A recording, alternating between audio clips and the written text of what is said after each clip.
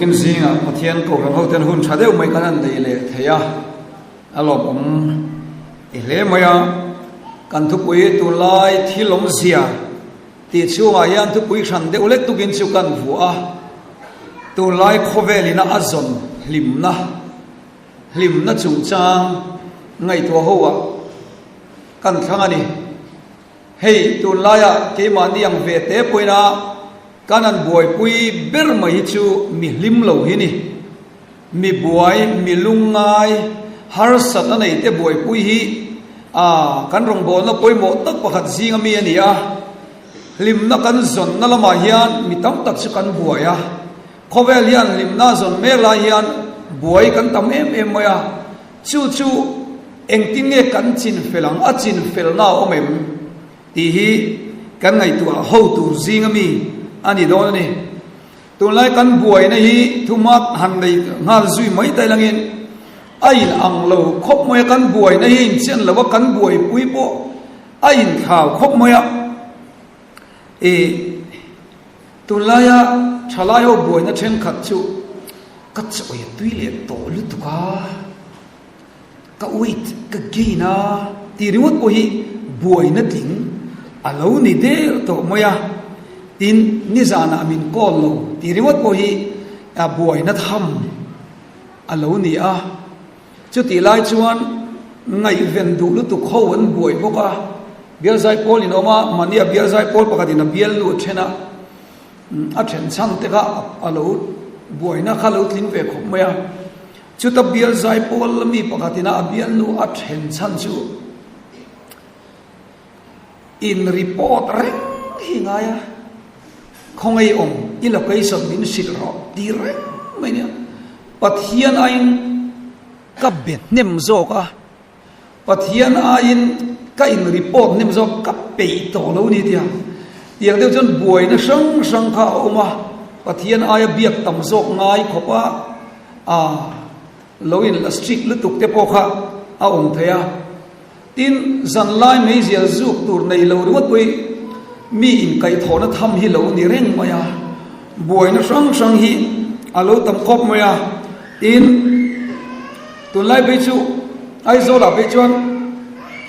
ngai tla na kal ai ti mua pathian ni te po hian an kal ni om takania an ngai om le mai ka tia eng ma hot chu lo thli lo thoma lung pui lian pui lo om ma chuan di vel in lo di panga an thak deu sep panga chu ni ma chu ti lu tuk chu lo ma se ka kam buai pui ve tho ni komun luit la ka kal cha thap te po ke ni poi enge mo za chu kan om hanin de ve rap te po ha angai ve mai thaya tiang khania ngai zom ten min ba na ti te buai na sang hi khowelen a omani mo le rol pakhat po ta hian pimples arngeng lian pui mai hi lo om lu mai chu ko chu in khom lo na tham ania bu benet ne na bel felo pe chan chu chi po ni lo kan tin chi kha buai na kha om ve ni man zana nula pakhat buai na ro chu kan soima sam lo chu buai na sang oma kan buai nei aloi nang lo khop mai alo a class lo nang lo khop mai man zan chu nula pakhat le an a unau pat ni an lo leng ani anau de chu an la lian lutuk lova pakhat chu middle school kal ne pakhat chu high school kal lai ni chu nula pakhat chu mundanga mizoram pon lama na thok ani chu an ron len chan chu announce te kha counseling an ngai ni han chu anu kha a depress na sal du ka anu kha chumi depression na salut tu real ru fi mang thailo chu ai no ok lu mai anu ai ok lu ma chumi chuan an chung kwa ka ati shom maya apa ka depress zui boxia ti chuan psychiatry sa te an kal puya anau te po kha anu han thi anau pol som mi in anu abul lokai ok lu ma thiat kan ngat nge kanu hi ka chan lo ngat ye ka chan man lo ti de ka ngai tu na ni alung ngai em chu tiang she oma chuan khong pathian in ti chak ngai ni ang ti in an ron kal ve ni chuta nulat thu sei karil rumin ne ve deu tu chu oma chu chuan kapu ke chu ka ron du na ber chu mo kanu om to silo wa unau zinga meiche uber kanito a katel lowin eng tike kanau te hin omang kapa lungai lu tu ku eng tinge kanne mang ti hi ka boina ni ei zong turin mizoram pona kalangai boksia kakalang nge kakal to lovang ti hi karil ruin khapa ka shom em ni ei zonangaya masik kanau te ka mangai sia katel lowin eng tingen omang ti karil ruai na dap na sal ka chu ka boi ni ti anena lom du ka lo shil ringot ka van ngai sang che i buai na hi ka ngai sang nu upa tele u nau te mangai na wanga na ban mai tur nge ti i buai na hi mo buai na ting buai na thani a tu lai mi zo nu la chon i ngai sang om top ti ka lo shil ni kan buai na hi a in chen lo khop mai a buai na ting le buai na ting chial wa buai te poi oma lim na kan zun na ko vela hian eng ting e sing dun kan manang ti voi ne he kan ngai tu adon ani pathian tu thiang lim ngai khang um kan thu pui chiar le tai langin rombung song poli chang song pakata tun lai thilom zia in sia da wang le muhil tho har ahun to tak zet tin sia da wang in chu chu ka soi ni tuna chuan kan rin tir lai ai khan kan chang dam na chu anai ta zok si a thin lung limi dam doi thap takani hei pathian thu ni adu thiang lim lal pan kan tan mal som se amen pathian na tho lo lan na tu hian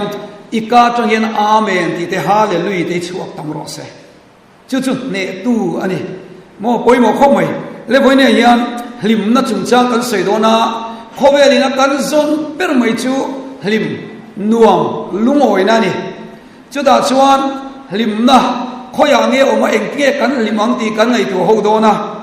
ka soi thina han soi thar le de bo kan du de wa ko ram suai tu te kan nu le pa ten khovela lim na om lo i swa lo chuan lim na om lo an ti hi ka pom vek lo de bo ni a chan chu lal i suak tel lo poi ke chu lim nei a om ve ka ti tlat mi wifi password sheet ru te an nom mei zia chu i suat tel pungai vak mi lo chelong te wifi password han sheila an nuam ngoi ngai zan rei tul tul chak tul mai ni an nom zia chu trong trai ngai sang pa lo re re kan du tu kan met suak zet lali suak tel lo ke chu lim nei om ve ka sia tru a chu lo po lim nei a tam ve ko mai dik tak chon mo i ngai zong mel trave deu kan phu lo deu han ngai zon lo mai te an nom zia chu nei ve ngai lo jing se lo nga ke ni chon kan sia ni phu lo hi ke ni pe choi phu lo nga chi kan ne kan mel ni nu la koi tin an phu lo kan mu thei deu se la ni phu lo deu mai kan vo trai ve a ka text vela engemo a green signal an mu te ne mak ve tu so ei te effect a tui kat min chu an nuam bi kan kal te azang hai mini amak khomai kan varim tange ya thian hoin chu ta po kan valenga thingpui ron sema keima ni an sempai kan ke zung pui an rabbi de chap te mo an nuam a feeling siom thei chu mo ho pai lung te ka dan chu eng malaysia si lawa kan tia an nuam i suat de lawian lim na om nu ho po yan plans moi de in nei chon in confi ve ngotin karinga lim nei a oma kor thar kan nei de poen lim na oma tro phone thar kan nei de poen atak tak chuna lim om velo mi nei ai thak shap han nei te tu la be chon enge ka iphone mon iphone te kan nei ve a second hand phone ise an nuam velom iphone nei wen tlang puin dar tlang ma thain de usia asan se tian hian tia ta chon hian ding soi de wa ta hen apple se he kan lo langa khap yang nei ni ka chu khovel an nuam ve to polom dro chu wangin lali suwa tel lo in lim na om lo ti chu ka oi kim lo de wa i suat del lo pen alim ve thei khop mai mi pai na bike thar a proton bi fiam mi ne na han tlan te chu kan chung nung ve hen a thiat i tu nei lo pen vung dem kan tlana khopona kan vazunga anuam ve lu tuk tho alim om ve tat tro shin nun hi anuam ve ka ti e kai US hanai khom ri ngote po hi anuam velom le tro one menu in thili anuam alim om nuam hi atam ve khop mai ten mel chan muri ngote po hi mani khumai tan nui vur mai ni tru nuam ve tak mai ni tu thar chan chin ngai nom deu te po hian dik tak cha min ti lung oi ve chu wangin voinia yan hlim na hi khove la hian om ve chiang khop mai anuam ve chiang khop mai trong trai vak lo ko yan si sel chuan mo pangti dam chuan nuam ve tak ani dik takin chung ko po gas tui eng kim ai poisa tlem ne han nei vela trong trai nung vak lo pen adam ve thei ti vak lo pen nu ve thei muthil don trong trai han thei ngil thap mai te poi anuam ve tu ma se enga tinge chu an soi ne thin kan ti chuan hlim nei khove lian min pe theya ma se hlim na tuan tinge ro chu lali suwa chau lo chu min pe thei hlim na chu Krista a chia fom ki mani i suan nei ro chuan taksa ril ru tharau hlim na hi a om thung ani chu tak me chu khovelina an nei lo thamwa na pe ve thei lo chu kan nei bi tak maya chu wangin khoya tang nge hlim nei kan nei don eng tiang in nge alo kalang ti hi voina kan zir tur chu ni mitam tak hian hlim na hi kan zong thina apoi mo kan zong zel bo kan mania nula pakhatin tihian soini nula pakhatin tihian min sila atu soi du deu mai kan yasap chong hian soya keima hen kim lo pakhat hi omati keima hen kim lo pakhat hei ama ka ate ka senior to sia eng kimi nei rewa scooty ne ya wite ne ya zote ne ya asamati kira hei ain to del vel vik rewadi chu an ngai sanum ka te tengawi eng kim ga nei ni chu ma se nei lo pakhat ka ne ya ti chu asai asap trong hian sa absence of happiness ke ma hian mo churia lim na tuan tli ka nei lo te thil dang chu ka nei ma se mo ta hian khohar hol kwa pakhat no kha lo hi a om tlap mai chu ka thin lunga hian happiness ka nei lo ni ti asoi dan chuan ke tri pia pokai mang thina thalai pola thei to ka te ma se ka ngai to a hlim na hi na a om donin ka sia chuang chuan pathian ni zing hi ka in khoma aba ki chu ka in khom mu mal to lova a chan chu na nei ka duwa ka ti atia ti chuan na ka muta a chu na chu kan mo kan thoka nuam dewin ti chuan eng kim ka ne a ka du ber na chu kan nei na mo ma se ka chu ri len kim lo de o ma chu wain ke chi pia karon kir le ni rong bola i suwa bu karon kir le ni ti in chu nu chuan min sila ka thara lum nun lim na chu Krista kha mana ka in man lai mi ka kalo lak sam to lu to ka chu chuan ka thin lung le ni ka nei ta ke chi pia karon kir le ni ti chu mi opposite chia chu pakhat ka shebo ka mi pakhat ania ani chuan chumte thazar noya ke chi pe kai mangral chaka pathian le ko ran ta kai mangral chaka ma se thil pakhat lam chia ka lo ne ya khowela ko mo vain ei zon ve ngai ti ka lo mai tu lo re nga chumte thazar noya ka lo lim ve to ba rong ka lo bol ve vo ka kum lo upa to sia ta chun na nei lo hang ka boita ka lim na ka kim lo ni ma se vani thak devin rong bol pui thei tur nge ni sarkar na thok chade mai kan nei ta lawa ti chon kan nun jit le mi na kim ta ni ti ni chu vani an khil pani poi mo deu a omani lali suat tel lo chuan khowelen lim na tak min pe thei lawa chu ti la yin khowela kan o wangin ni tin ei zom en dap ngai ve a chu mi chu kan ngai tu tel ve angai bokani ti lai ha kan soile zop du ni ta chuan lim na kan zonga lo tin na po kan muzela nga eng tia nei tur ga ti voina hian han sui ka tum lai tak chu ni thil chini thalai ten mun ten ngai tu taila oi mo de chu lim na zong dan chini omani chu pa asap to yan se chu outward to inward an tiani pon mu thei atanga chungri la hlimna a oma ti chuan pakhat le chu inward to outward antia thin lunga atanga lima par chuak a omani chumi chu ain anglo maya ta chuan outward to inward anti pon atanga mu thei khoi thei atanga hlimna chung lama lo lu thi a oma chu chu lang thei mu thei khoi thei khovel thil le midang atanga hlimna kan zon hi ni kan mu hi ni adik tak chuan ni china kan soyang khan tru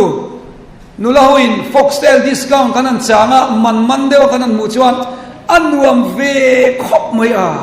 alim om ve khop mai a ngai zong chadeu mi pahoi kanan neya phu lo deu mai amai chau ngau lo akethia po ngau te kanan chan fu lo phei chuan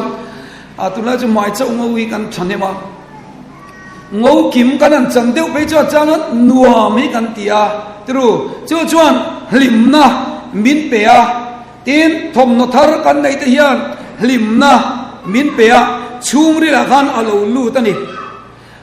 fa fel deu kan nei te hian achang chuan min tin uama kan ha chol thina huang thai chadeu mai kan nei te hian ta chuan ha chol na min pe a acha khop mai ni pon lam khoi thei mu thei atanga limna kan mu hi achia ani lowa achalo ani lo amma ero chu fam kim lo mi singa pop limna kan zon china wangin kan limna te na chu fam kim lo ani wain chungri le lim kam kim thei lo ni limna kim kan mu thei lo ni entinan fel deu ni kan sia te kanan in ne ya nu pain chen le tam tak in chen san chimo alian berzinga mi chu karina lo ang lo lutuka ti hini se em wangin fam kim lo mi singa limna kan song china pon lama changa limna lo lu thi chimo pon lam mi kan rin ta lo wa piang in ke mania kan na kan buaya kan damrei theino kan fa te limna kan zon chuan enge mo chen chu kan mu ma se limna fam kim kan mu theilo wa chu chuan min tin na le china ni chu tak mai chu vai nya hian kan mai to poi mo khop mai i ngai zonga limna fam kim i zonga ma se chu chu mu theilo zai tiam pakhat kan sia in karinga chu po chuan ti hian aseni ka ngai zom min du em tu Jerusalem min mangaya kanin du em ati masila minan ban chia chmo po somang mai kania kalim na chuai ve ka chok ai teilowa kamu theilowa tin Katy Perry chon soini ta chuan en ma kanilo ka lut na ya bo feken ka shi ati ka sim nu na shem tu ma se ka ngai tua ka lim nei ka ta lo ni lo Jerusalem biak chat du lim biak chat du lo lungai kania ka lim nei ke mang ka lo kol mi lo wa pon lama min ka lim na min kol sakti ka shiatin chu minit ang chon lim na dik ka charta ni ti ni chu unaw de hoinen poi mo khomai tro khowela de lim na kan zonga material de lim na kan zong china engi mo chen chu kan u ma se tak chon aom tak lo ni chút tiang ang mi chmo hakanan nui poi fake smile tam thei khop mai atru kan fake smile sa mi bula chon lim mel din kan ma sa chung re lia lim chin si la fani chu tak mai chon lung oi na fam kimin pe theno pakhat le ro chu inward to outward anti ve thung ani chu ti zong en soi tai la mission taksa hi chit thumin an chenan di ti mission taksa chit thumin ma se voine chon chin in soi ka duwa mission hi chin in min se chu taksa le tharau ani taksa le tharawin kan om china chu taksa chuan taksa khoi thei mu thei ni wangin hei hian khowela hlimna lomna amu fo lomna kim limna kim po achang chu amu ma se mishingi ti sa taksa chu siam ani lawa tharawa siam ani wangin hei len hian a lim kop lo chon limna fam kim huai chu tharawa ni ya chu tharawa chu ati lim tu le chu tharaw tu ya hal ti re tu chuan amma ang pok tharawa nga ya chu pathian ni pathian chu tharawa ni จูปะเทียนเนี่ยนะอินเนี่ยชูริลลิมตัวรอชวนเฮลายปอนลำมีอากอนโชตัวจีนั่นนี่จูกันจะเทียมมันตัวจูว่างี้ลัลลิสัวกันเนี่ยชูริละเกมาเนี่ยเห็นลัลลิสัวอัปยันตัวชวนปอนลำก็จูอากอนโชตัวโซกาปอนลำมาลิมนั่นเราอมก็จูลิมดานโตกับเทียมาลุงไงดานโตกับเทียมานุนดานเราเทียมตัวโซกันดิจูว่างี้วันนี้กันส่งเบ็ดตัวจูลิมนะชูริละจังชัวปอนลำคอนโทรลตัวโซปอนลำมามีนี่โลจูโซจูวันนี้ลิมนะฟังกิมกันส่งตัวจูอันนี้ตัดไม่นี่จูอินเองจูกันเองเต็นจูกันในจูอัลโลกียมเมกันจูไอชวนปอนลำโซกันโลเลียนินมีคอนโทรลเองอีสวาริงตูนี่เร่งสิยันลัลลีสวยกันโลตัดชามเอ็มตุลายันมีตั้มตะเคียนลัลลีสวานริงนาอีสวาอมปุยนะอันตัดชามันนี่อีสวา presence อีสวาอมปุยนะตัดชามีตั้มตะกันมาจูมีตะจูลัลปาเบเบเร่งจีมาเซอันนุนยัดตุยหารุตตะอาฟังกิมตักตักไทยเราตักไม่นี่จูวังอินลิมนะฟังกิมมินเปตูKovel chaber, di sini tete khana sato. Kovel luamber, kovel chaber. Thei na chulal Isu Krista, chau hian ani. Chu voine yang kan zo chu ani a. Chu tharau chu in no kha chuan mo. Iti sai chu a kon cho zo to ani. Chu wangin ralve thelo tur chatuan om kan thin lung om tharau thiang lima kan ti kha zeli kan lim na fom kim tur chu ni. Chu mi ni lo chuan mo oi te ka kor ka lo to le to ta thei to lo ti lim lo na chana nian mo khowela yan oi ante sonu so ain chei dan nga ko so ka ei lo ka ti hei khowela kan te chon mo lum oi lo na tur te atam lu tu vain refreshment khat tui lo to hei kan te na tu re re hi khowela ani chin ma se min athin lo la li suwa khongai tu khongai na mangai na mu fia so to chon mi thling lo ti huin mu chon ke ma ang boka thling lo ni mo ke ma ang boka mangai ngai ve boka ni mo ti khan a en rim thei to ni chu wai ru voi dia oi mo em chu pol ba chang lim na jong lovin chu ri la lim na min pe tu Krista hian ho tu lai kho ve ni na mo ber hi nei thar le tem wa kan rami na mo be po chu tho chu ni i suwa Krista choyan chu ri la lim na chu ri tui ha na chu min pe thei chin alo ni a i chuan mari po ka kan seilo mo toi te mari lim na ka kan sein ka ringa mari le Joseph ai te kin thua ka mang sing to khom maya thalai sing a chuan mari chuan cha sadeu maya ne aming chu Joseph ani ani no hual ve to arin du lutuk ma se pathian thua lo langa pathian thua lo lan khan ing ting ya ti kha tu lai trong chu ni se mo mari rong bol turin ko na kam lom pe che tinang veli i suai pai do na ni o anti khan mari chuan ai ngai tua boi vak mi lo ke ni ni taila eng ti de mari mo muani rebi wani ayan Isu Kristai pai do na Isu angin missionary kalangai ti put sera oi chas nei thabe lai emo ani lo kon Joseph ka text pot na karon ship len se te han ti mai thei dro tu mo khan kan ril ru ka kwai thoi zo mai de mari chmo Joseph mangai lo ni lo ma se a chung ril tu ha na pe tu pathian zo kai na na ni a ti chuan Joseph chu kal san Isu da oi mo ber ti chuan ni le Joseph chu a cha ne chan na voinian rong bol pui de ka cha du chu mo lali suwa da masatu himo lali suwa yana da nung tak thailo a chen ber su ni asu som sak le chu ke ni chu pon lama anin min chanang ti lau re re kan goya asiam rem tu I suwa zo kan lam sia chu wang suwa to ba min chen le ta nge chin ani a to ba kan tling lo le ta nge china kan hu lo le ta nge chin ani chu wang voi ne yan kan nei masak ber tur kan tla cham lo tu chu Krista hi ni Krista kan nei chon mo eng kim siam rem na alo omani mo alo na chulal pa da na ati kan lo nei lal pa da na ni zel chuan eng kim siam rem thein alo ma khovel chaber alo nei theini Christian labu number zali som thule paria da han lai thang puya middel ani middel lung oi de mai khan eng tinge ti kha lom na tak mai thin lunga ka nei hi i suamin pe kan hi ti ni chu ka ngai to chana mit del ni bok chu chuan lom na tak mai thin lunga ka nei i suamin pe i suwa chun mit var na pe om ta ni mo ma se mit del chung hana lom thei tak mai te hi unau deu kan ngai tu ngai tu lai pathian la ka vui deu te kan omem har sab na wa nga pathian la ka lo vui deu te kan om chon lai tham pui lo ron le u eu va in nge lom i suwa nei ta lom hey ka soi ve chin boba high school a zir te tu kan ya science mi kan na a mizo ka la me kan ni mizo zir lai pakhat na chuan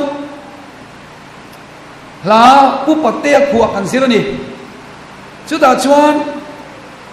ola pa davida le athar si ifel naramata nang mi buat sai ti kha kan zira ta tui thei khok moya chu da chuan pu patte hi pui ti em sang kan ya pu patte ta chu an chu kwan re thei to apa athima ano pan line ano sen line athia an mei thai ni mei thai chu pan una wan om dia boxia an har salu tu ka lalvan lungurin lalin an lulu to chu mem je chu lalpa kan dam zo to lo kan chu ko cho kan nung thei to lo chu wai i chi lo turin kan lu to pe ni ti lu to khoba la mi re the ni mei thai fa ani amala chu aming chu zaliana ni abon lu tu ma se ke ma ni ang deu ni ang apate lu tu ka chu wai patte an tia aming ye put len phani khobe dila po apian du thu sam lo ve takani ma se chu chu ning ting eti kalom na tui fin ria tangin ani ma ti unang teu lali suwa nei tu dei mo ret hei ma sela mel chema sela lungai chin ma sela ei tu ne lo ma sela mo lom na tui fin ria ta kan lom thei nei lalpa chu lo nei ni chu ma ne chu ta chon nun na chu lo ma ni chu voi ne ni du ve har sat na le lungai na muna yan mo lali suwa chu nei ki ma lo ma le ta chon ni lom na ta mai thin lu kan nei yan lo ti chin na chu ta chon ka lom na tui fin ria tangin ali ma ti lui ka ma zai ni ming ka fa ka ngalo ti voi ne yan chu an nei lo ang chu nei lo kan lo nei mi unau ti u chu mi chui nei chon mo krista chau lo chu min ti lom tu dang tu man om lo ti lal pa hi lo fa thei don ani pathian kan fok tok thei lo na poi mo am mangai na te khongai na tak pak kan sia lo wa ani mai thei ke ni ang ting lo wang rama kan kal ve tur te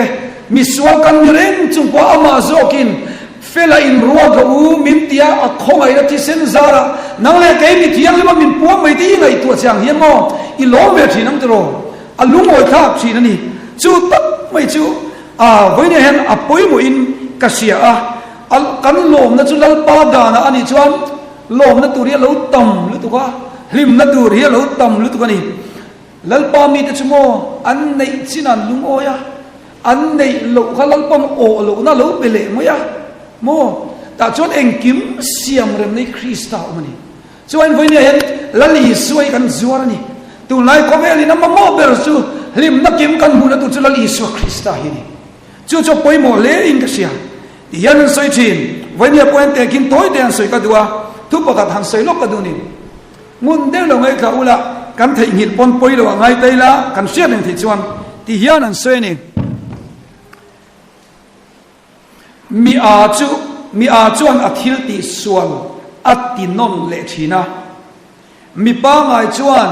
a thil ti suala a in zira mi fing chu mi thil ti suala a in zir fing thi atiani voin thlai zinga hian hlim na kan zum na me ka hian mi a chuan hlim na diklowa akala asim du lova chu ta buk chuan akala atlulu ta atopa lungai na them thin mi pa ngai chuan a lo ti sual to pal ani poin a thil ti suala in zir na changa sia a in siam tha a thil ti sual chu challenge sa ma so na na man pha thin ani mi fing ero chuan mi thil ti suala muwa ka ti ve mi alawang chu ta chuan ka kal lawang ti in a in zir fing thin ani ti ni chu wangin voinia hlim na kim kan muna tan mi pakhat example an pek ka du chei hi ni Solomon nun choi no hlim na kimi zong lok tiang Solomon chu athila ain zir thini chu Solomon nu na hen enang Solomon hian mo tun lai kan zon tam ber sum anei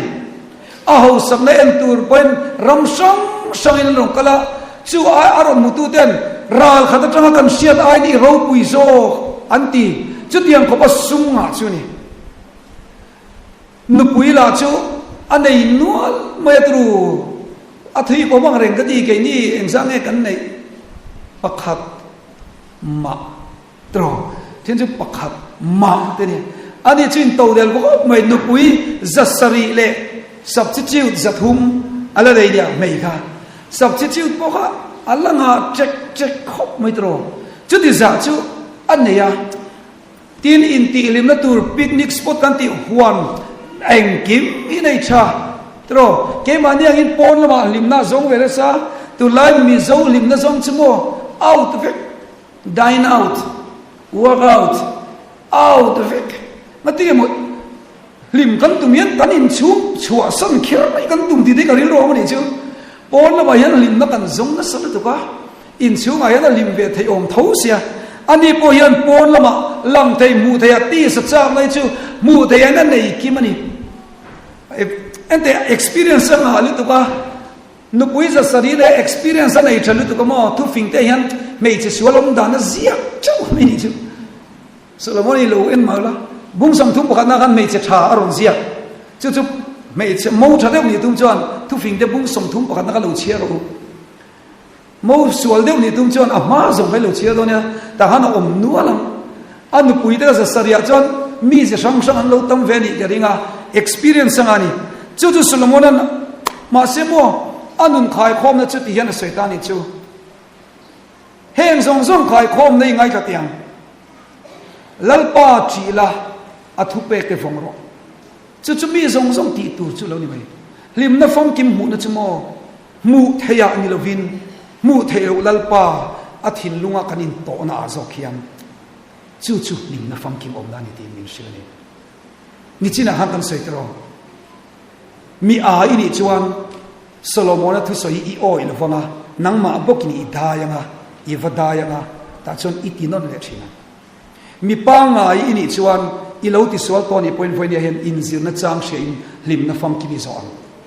mi fing ini ro chuan Solomon abon ti meu alo zo la mu lo chu azon mu chun Krista a hian kai hatanga lim na fam kim ka zong don ti in i soi ve to thuang chu wangin voinia hian lim na fam kim chu pona changa min ti lim tu ni lovin chung ria tharau thiang lim chen chil na chu lal i suwa khongai na le bangai na changa chuak lim na chuan khovel tha kan siam zo don alo ni chuwain tu lai na amamo ber a boy pui ber chu lungai na le boy na kara voinia kan chuwa thena tu chuan lim na fam kim nei tu lal i suwa a omani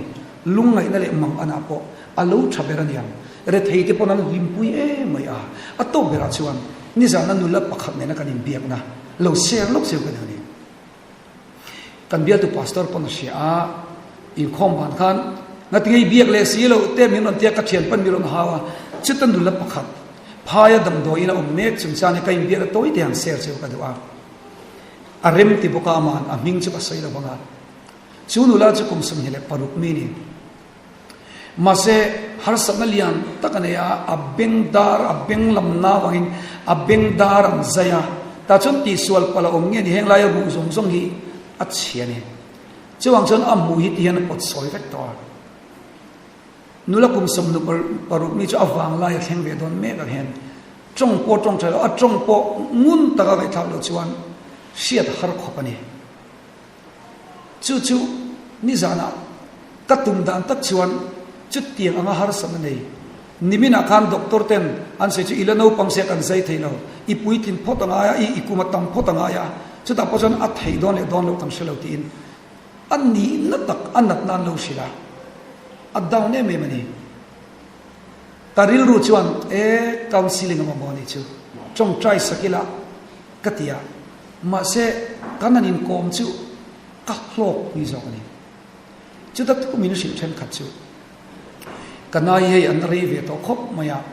kum chuang fe ni to a kanat ne min tha tham lowa ma se chumi kara chuan mana chuan pian tharnai ka chang tholal I suan en kanin konne ka I suan en limna chungril limnei ka ya mase bial pa ka ya min mangai ema min kher ema chu ta chu kaluin na thui to lu to ka diam amma ka connect na ain pathian ka connect na kha at niam to ni ti chu lalpan amma ne na in pon nung kan nei thela turin hela dai min pe niang ti karinga ti chuan ei kum khat chuang kadam lo to tiang chuan ke mai ka thin lunga siam tharin ka omme ka ni atia khriat chak deu ka ne ya atan chu amel a fel to don lawa amel a tha to don lawa adam lawa adam na transpo asang lu tuk lo ani ibial pa chuna kal sam che em diga ka zo cha lu tuk ni ta ni chuta ka zo chu min kal sam mi lo sin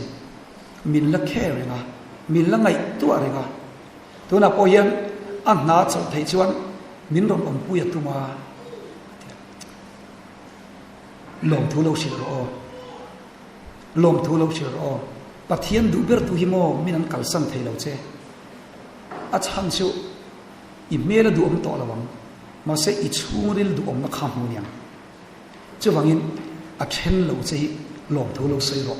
ti kan in tia kan in trong trai saka ta chuan ka trong trai zo chuan mo pu pa che kan sei le o atia chu ta min ship chu pu ka dam le dam lo hi chu o apoi mo ber lo ka thi ni pon van ram ka kal do na ma se mo ka dam chu toi te ya lal I suan na lem dum hi ka do ni I suan en chuan na mai la mo lim na ka nei lom I suan en chuan mo kanat nai chu kiang se ka du kala dil rem ma se mo kabula I suan chuan ka lim chu wain I suan en connection that tak ka nei thenan chu per chu min lo dil pui ro ati ka thin lunga van ne em unau te u tuar chunga dam na hi I suwa omani lungai chunga lo nei I suwa omani lim na fam kim thi na kan nai point I suan min zui kan she ber thi na apo lali suan min zui nga chatuan nun na min pe do ni chu wain lim na fam kim hi ho churi la train voine inei de le suan o het ta changa chuak hian I chuan pon lam I kan ti lima pon lam changa lim na zong lovin pon lam changa lim na chuan fam kim lo chuan pon lam chau min ti lim kim thi churi la ti lim fam kim thailo nang le ke hi kan ma mo atan dal I suwa a in pere lim na fam kim nei thei turin lom na fam kim nei na turin itan dal I suwa thi ni athu kan soitelat an kan tan mal so se amen